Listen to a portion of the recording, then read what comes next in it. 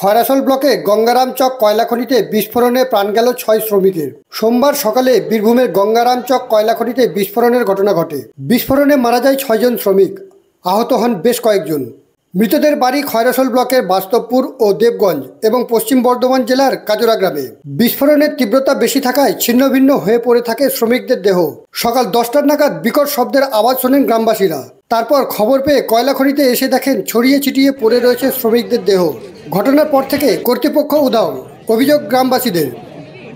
আমরা জানতে পারলাম এইখানে আমাদের বাস্তবপুর গ্রামে সে ব্লাস্টিংয়ে কাজ করে, তার আমরা জানতে পারলাম ব্লাস্টিংয়ের সময় নেই, আওয়াজটা কিসের জন্য এলো, সেই আওয়াজটা নিয়ে আমরা নির্ভর করেছিলাম আওয়াজটা কিসের জন্য এলো। তারপরে আমরা এমনি আমরা কাজ করি, সেই আমাদের কোম্পানির লোক থেকে বা আমাদের যারা কাজ করে তাদের আমাকে ফোন করেছিল যে পাম্পে থাকে, সেই পাম্পে আমাকে ফোন করেছিল তোমাদের লোক ওইখানে ব্লাস্টিংয়ের জায়গাতে অনেক ক্ষয়ক্ষতি হয়ে আছে। সেরকম আমরা সবাই গ্রামে এসে পরে আমরা বলা বলি করে সবাই চলে এলাম।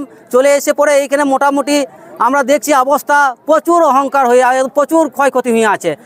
আমরা এসে দেখলাম লাশ কিছু কিছু দেখলাম, কিছু কিছু পাওয়া যাচ্ছে, কিছু কিছু বডি পাওয়া যাচ্ছে না। বা এইখানে কোম্পানির লোকটা একটি দুঃখ, তো আমরা এত এত লোক কাজ করছি বাস্তবপুর থেকে, এত দুঃখ লাগছে যে কোম্পানির লোক একটিও এখানে ফোনেও বা অফিসেও কেউ নেই। কেন?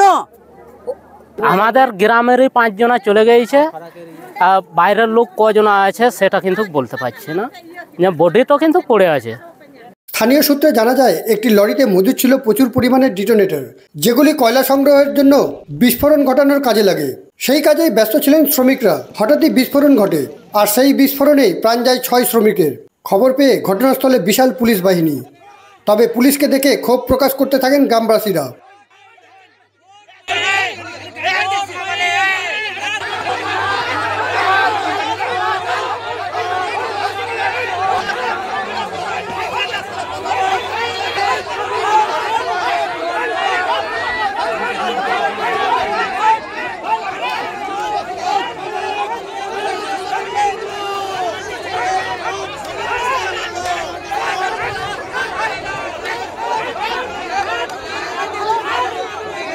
পুলিশ মৃতদেহ তুলতে গেলে বাধা দেয় মৃতদের আত্মীয় স্বজনরা।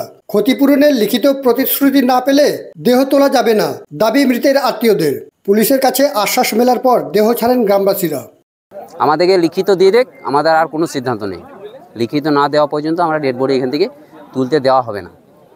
সিদ্ধান্ত এখনও কিছু হয়নি। আমাদের দাবি ক্ষতিপূরণের দাবি এবং চাকরির দাবি আমরা এইমাত্র শুনলাম। আমরা সিএম ম্যাডাম বলেছেন যে একটা করে হোমগার্ড দেওয়া হবে। এই অবধি এখন আপাতত আমরা পেয়েছি, কম্পেনসেশনটা কথা চলছে। আমরা প্রশাসনের সঙ্গে আমরা কথা বলছি। আমরা তো আর মালিক কর্তৃপক্ষের সঙ্গে তো আমরা যারা চালাচ্ছিল তাদের সঙ্গে আমরা কথা বলতে যাইনি, আমরা প্রশাসনের সঙ্গে কথা বলছি।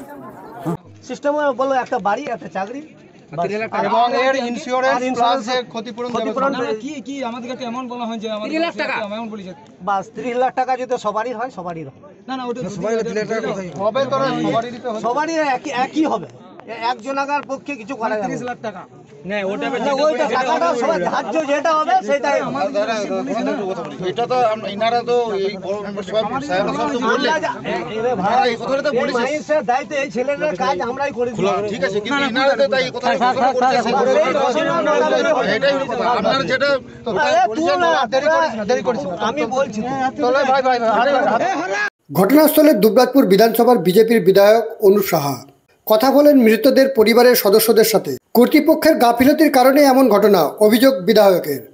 দেখুন, যেটা শোনা কথা, এখানে যে বিস্ফোরণ বোঝায় গাড়ি, সেই গাড়িতে দুটো গাড়ির যে বিস্ফোরণ যে সামগ্রী, সেই সামগ্রী একটা গাড়িতে আসার কারণে আজকে সেটা বিস্ফোরণে হওয়ায় এবং বিস্ফোরণ হওয়ার পরে সেই বিস্ফোরণে বহু মানুষ আহত হয়।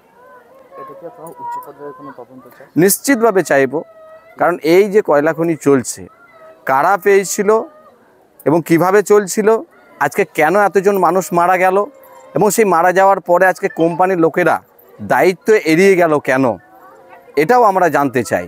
নিশ্চিতভাবে যে কোম্পানি এই কয়লা খনি পরিচালনা করছে তাদের গাফিলতির কারণেই আজকে এই ধরনের তরতাজা প্রাণগুলো আজকে চলে গেল এবং পরিবারগুলো সর্বশান্ত হয়েছে। আর সবগুলোই আমরা জানি যে আদিবাসী পরিবার প্রায়।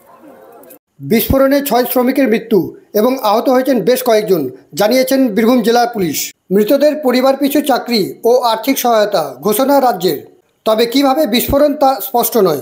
প্রদীপ দাসের রিপোর্ট, নিউজ বার্তা। আচ্ছা, আমরা আজকে যে এখানে মাইন ব্লাস্ট হয়েছে আমরা খবর পেয়ে এখানে এসেছিলাম। আমরা দেখেছি এখানে এখনও অবধি আমরা আমাদের 6টা ডেড বডি আমরা রিকভার করতে পেরেছি। আমাদের টিম আরও অবশ্যই একটু পরে ফাঁকা হলে খোঁজাখুঁজি করবে, যে যদি আরও কোথাও কিছু পড়ে থাকে আমরা দেখব। এবং আমাদের 3 জন আমরা ইনজিওর পার্সনের খোঁজ পেয়েছি, তাদের সিউডি হসপিটালে চিকিৎসা করা হচ্ছে। এবং আমরা বাকি এখানকার যে আমাদের অন্যান্য যে টিম ফরেন্সিক আমরা এটিকুয়েশন করছি, ফরেন্সিকের টিম আসলে এর অ্যাকচুয়াল কারণটা কী, কীভাবে ব্লাস্ট হলো, সেই সমস্ত কারণ তারাই এক্সপার্ট, তারা বলতে পারবেন বলে আমরা মনে করছি। আমার এটা বলার জায়গাই নয়, এটা ফরেন্সিক থেকে না জানলে আমাদের পক্ষে বলা সম্ভব নয়।